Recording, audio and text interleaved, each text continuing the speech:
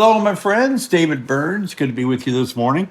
It is about 4:30 in the morning, and I'm getting ready to head out to Abilene, Texas, to speak down there. And before I did head out, I did promise someone here on the channel that I would show you guys how to make queen candy. Now, this is queen candy that you'll want to put in your queen cages.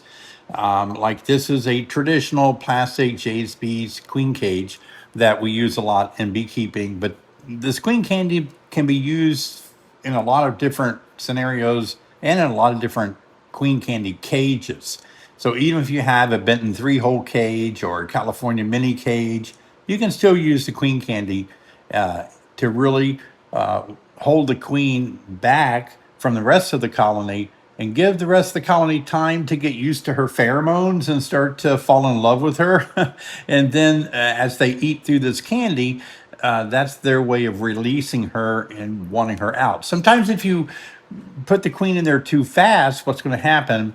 They're going to feel like that's a foreign queen, some queen they're not used to yet, and they could ball her and heat her up and destroy her, sting her, kill her. So what we want to do is help them to get used to her. So let's get right into it. What I have on the plate here is powdered sugar, and I have honey. Now, if you're a brand new beekeeper, for some reason you need queen candy, you don't have any honey yet, it's not bad to get honey from the store. I never thought I'd ever say that because, as beekeepers, we believe our honey is the best. And but anyway, if you do need some honey, you just make sure it's 100% pure honey. But anyway, I got some honey here. I've got some powdered sugar here.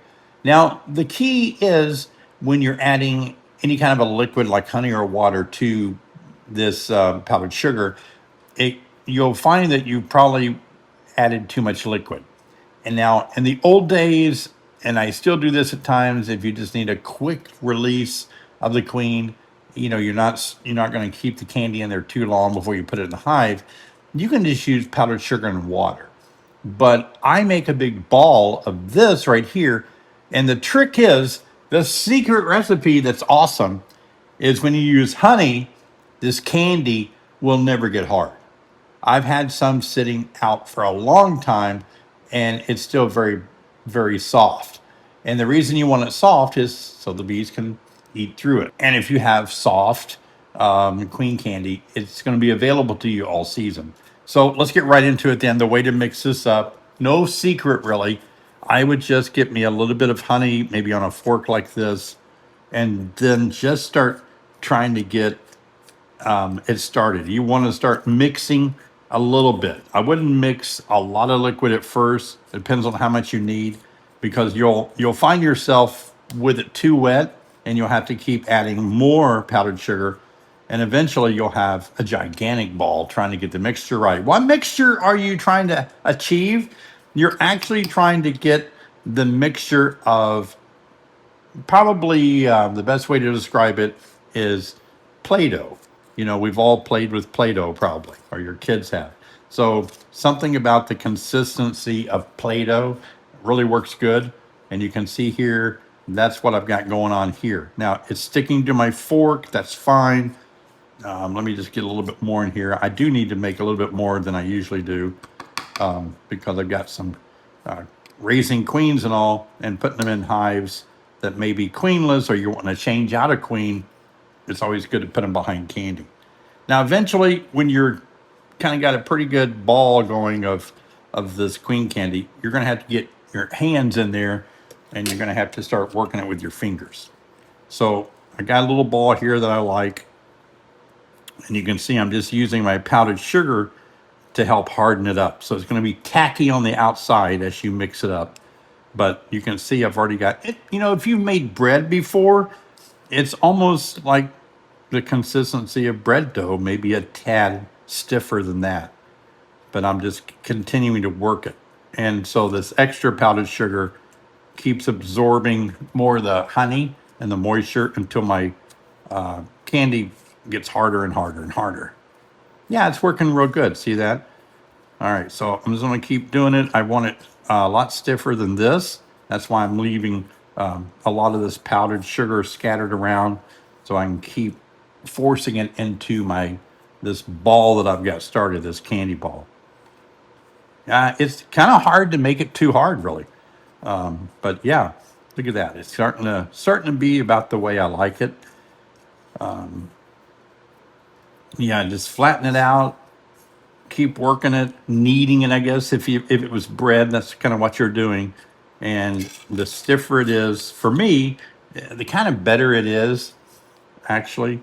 I like it kind of stiff. All right, so let's move some of the powder out of our way. And I got to check my time so I can make my flight. I've got an early flight. We're not too bad. So appreciate you guys watching. I'm always trying to help you guys out with good beekeeping tips and working hard for you. So please subscribe to my channel. Tell your friends about my channel, because I'm really focused on, as a certified master beekeeper, I'm really focused on helping beekeepers. And I spend a lot of time answering beekeepers' questions. And this is a question that somebody asked, and I committed to answer your questions. Not only just answer them, but show you. Ooh, we got it done, people. Look at that. All right. That is a nice ball of queen candy. Look at that. Now, if you keep it, for a minute and you find that it's still a little bit softer, more soft than you want it to be, you can always just keep adding a little more powdered sugar to it. But this isn't bad right here. Now, let me show you how to apply it to a queen cage. This is the fun part. Here we have the traditional J's Bees plastic queen cage.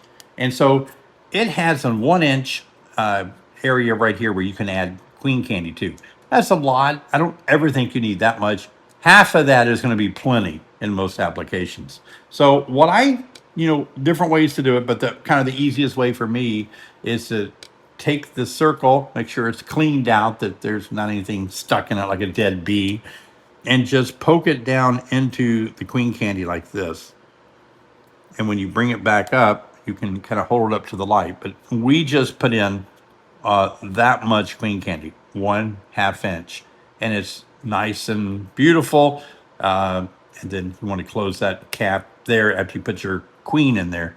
But that is the queen candy. It poked a hole in it, so we still have a lot left for 2 or 3 more cages, maybe 4. And you can just keep making it by adding honey and powdered sugar. It's that simple. Thanks for watching, guys. I got a plane to catch. Looking forward to speaking down in Abilene, Texas this weekend. And I hope your weekend goes good. Stay cool. It's supposed to be a little hotter on your bees. And remember, I've got a live stream every Thursday night at 7 p.m. Central Time. I always love to have you join me for my live stream. And if you didn't see last night's live stream, I got a link to it right over here in the corner. I'll see you guys over there.